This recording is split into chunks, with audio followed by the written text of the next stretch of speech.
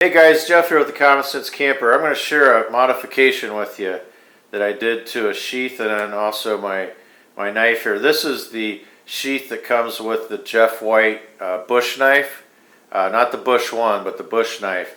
And I love that knife. I still use it. But I found myself going back to this Tops tactical steak knife. And one of the things that you'll find out yourself, especially if you're new to outdoors activities or just getting into bushcrafting, or if you're one of my younger viewers that are just starting to get into this. One of the things that you're going to find is there's a lot of videos on YouTube about knives, about sheaths, about cutting tools, and it's great because it gives you all kinds of options and why people prefer a particular tool over another. And what you need to find out for yourself is what really works for you. Now, this Tops tactical steak knife, it is not, it's not one of those knives that a lot of people have and a lot of people use. I don't know why. In fact, I don't believe they even make this particular knife anymore. I think it's been replaced with a different style knife, but similar to it. And I just found myself just going back to this knife, and I kept trying to purposely avoid this knife because, again, it's nothing glamorous. It is, it's not an LT Wright knife. It's not a Jeff White knife. It's not a, Blind Horse knife.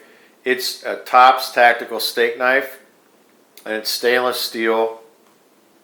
And I would have to say that it's one of the more expensive stainless steel knives I've had. I think I paid $60 for this, but it works really well. I've had it a long time, and I have used and abused this thing, and it just works for me. So I decided that the main reason I wasn't real fond of this knife is because of the sheath itself. The sheath that comes with it is a really nice sheath. It's a Kydex sheath with a clip, and it swivels so you can change the cant on it, but I really prefer a dangler system out of leather. I think it looks better, it rides better on my side, and it's just what I'm comfortable and used to using. So I went down to my basement where I keep all my gear, and I was just racking my brain trying to figure out what could I do with this to get the best of both worlds, and this is what I came up with. I took the Jeff White bush knife sheath, and this knife comes with, like I said, a Kydex sheath, and it has a swivel clip on it. So I removed the swivel clip, and I tried to insert that Kydex into this leather sheath. Now, dry, there was no way it was going in there. So what I did is I wet the sheath down. I got it nice and wet. And then I was actually able to get the sheath into the leather. And I tell you what, it works great. It turned out really nice. And now I have the best of both worlds. I have that dangler style. I have the leather sheath, and I prefer that look of a leather sheath and the feel of it. And now it clicks into place. It's not coming out of there. And so I thought I would share this with you. I realize there's probably not a lot of people that have this combination.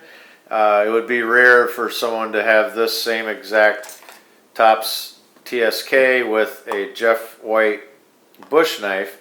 But I'm sure there's other sheaths that are similar to this, and other knives that come with Kydex. And this is kind of the best of both worlds. And I love this setup. I took it out.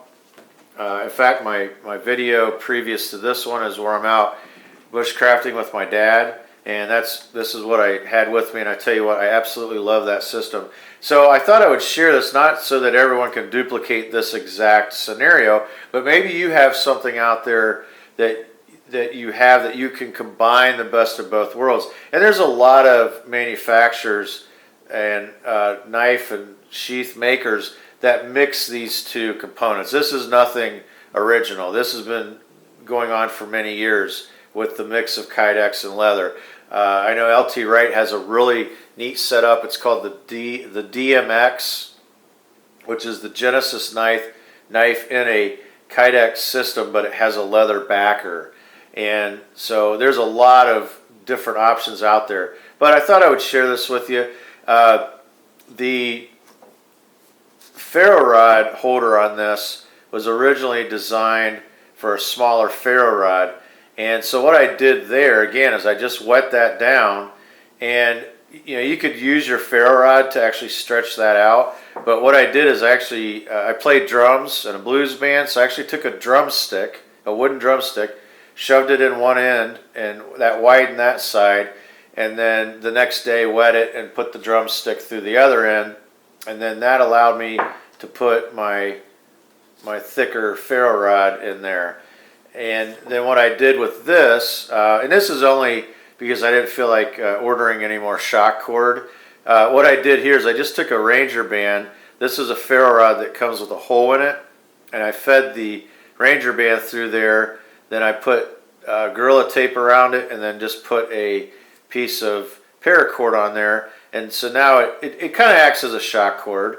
It's kind of a hillbilly version of a shock cord, but it works really well, and it hasn't fallen out yet. So I thought I would share that with you. So just give you an idea of some of the things you can do if you think outside of the box. So this is Jeff with the Common Sense Camper, camping out.